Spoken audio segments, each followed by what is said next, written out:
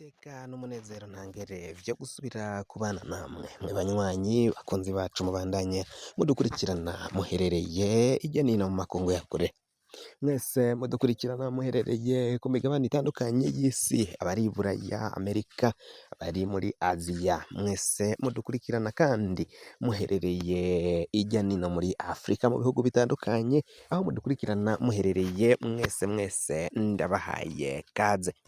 Wafyonda subscribe niba ukoresha ururimi rw'icongereza canke niba ukoresha ururimi rw'igifaransa wafyonda sabone, hama ugaca uja ngaho iburyo ugafyonda no kwako kantu kameze nk'agakengeri, amakuru ibiganiro dutohoza bikaba vyoza biragushikira aho uzoba uherereye hose kw'isi.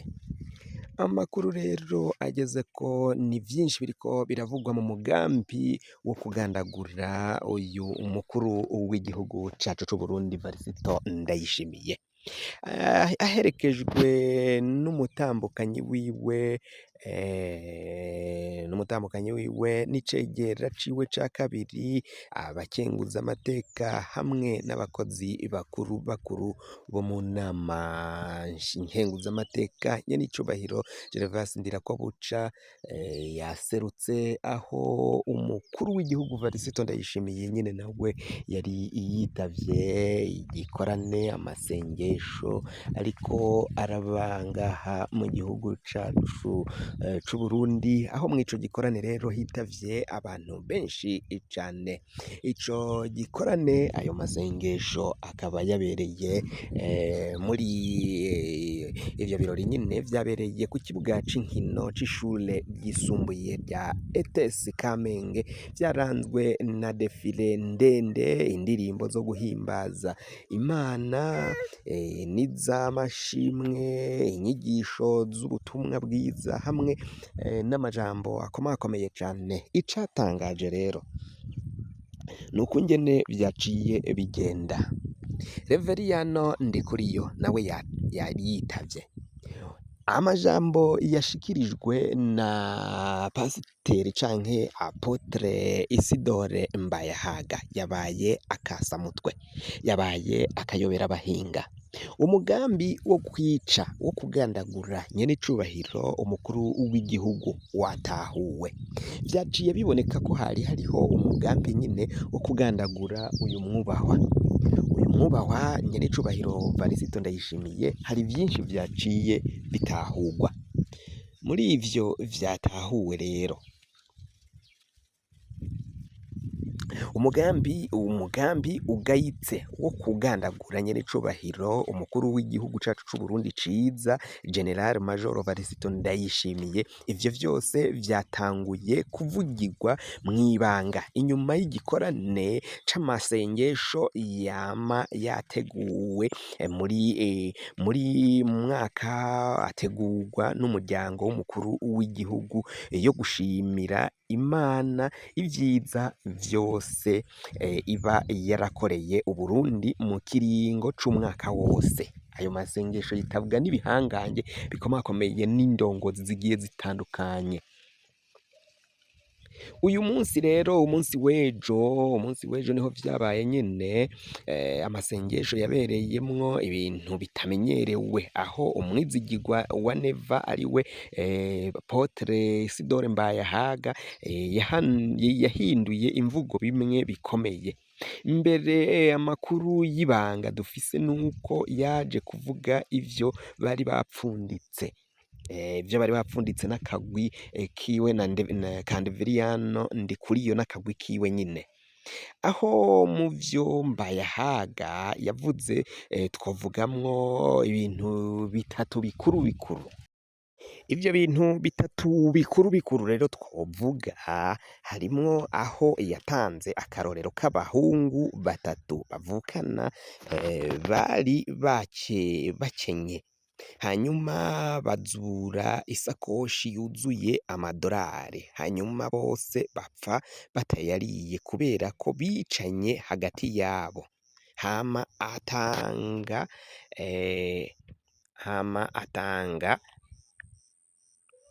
atanga nyine ako karorero hanyuma bose bapfa batayariye, hanyuma atanga akandi karorero k'umunyeshure biganye iyo ariye agahaga yaca avuga ko abarundi bose bahaze.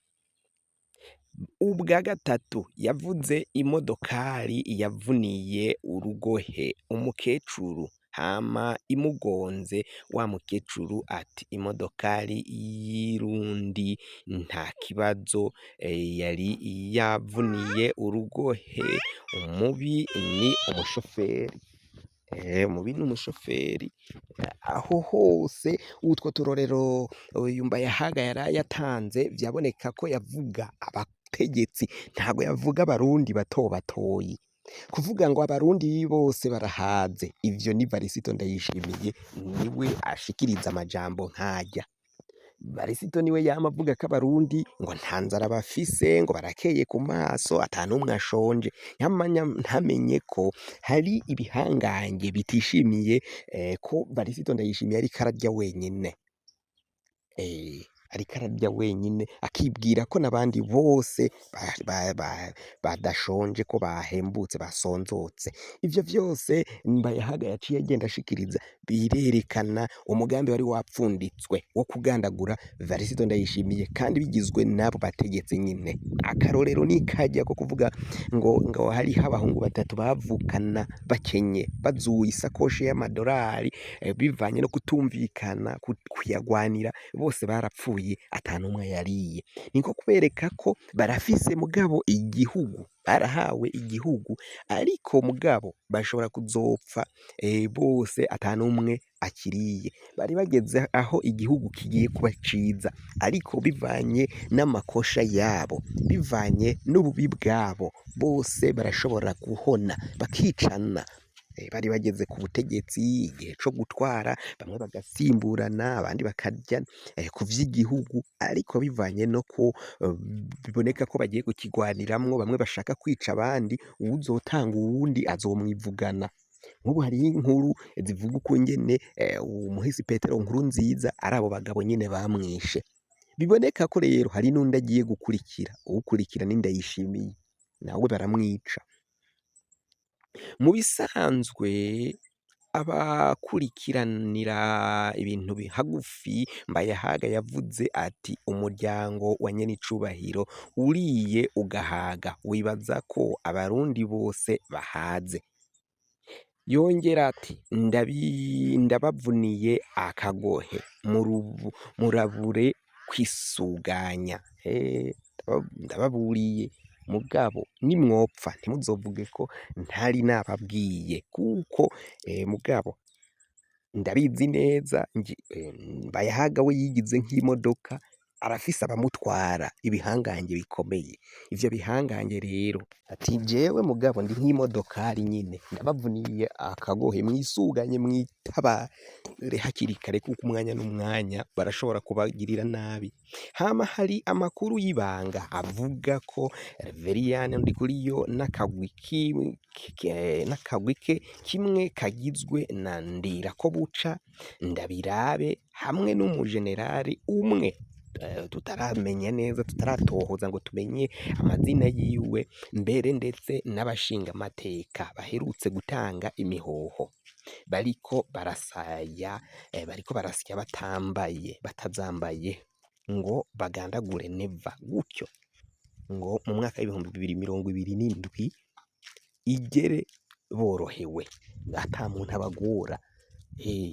Ico gihe nyine urumva ko uwo bazoba barashize imbere atazohava abagora mu gufata ingingo no kuja kwiyamamaza.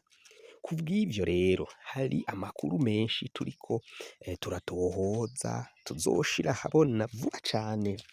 Turabandanya tubikurikirana, tuzobabwira amakuru y'ukungene vyifashe, kandi abantu bari mu gikorane bavyiboneye. Bene Samuragwa bari bambaye impuzu zera n'ibirato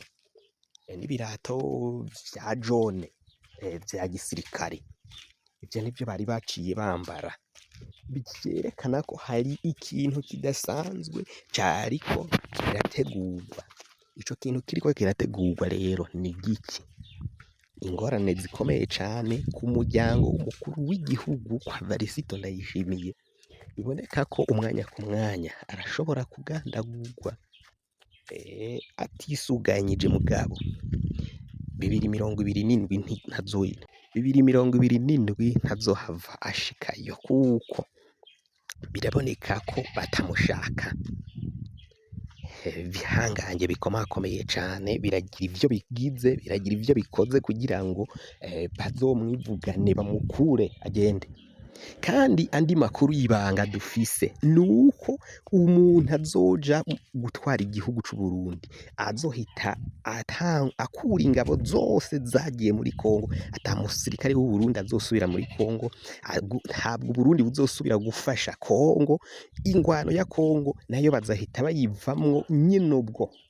Bazoba bategetswe, uwo muntu azoshigwako azoba ategetswe kutivanga muri iyo ngwano ya Kongo kugira ngo M23 iriko iragwana muri Kongo izobandanye ija gufata Kisangani yorohewe, Burundi butivanzemwo kuko ngo nibwo bushobora kuzotuma izo ngwano zitagerwako, ivyo bifuza bitagerwako abo ba M23 nyene, kuko Uburundi ikibuga caho c'indege nico cashobora kuzoja kirifashishwa na South Africa canke Afrika y'Epfo hamwe n'igihugu c'Ububirigi mu kurwanya uwo mugwi w'inyeshamba ugwana ngaho muri Kongo. Ivyo vyose rero uwo muperezida azojako azoba afatanya na M23. Navyo tubibabwire, ni amakuru y'ibanga tubahishuriye hakiri kare, ariko tuzobaha n'ivyabona vyose kandi namwe muzovyirabira, muzobona ko twari twabibabwiye mu makuru twatohoje neza. Ivyo navyo ni umupangu uriko urapangwa, umupangu uriko urategurwa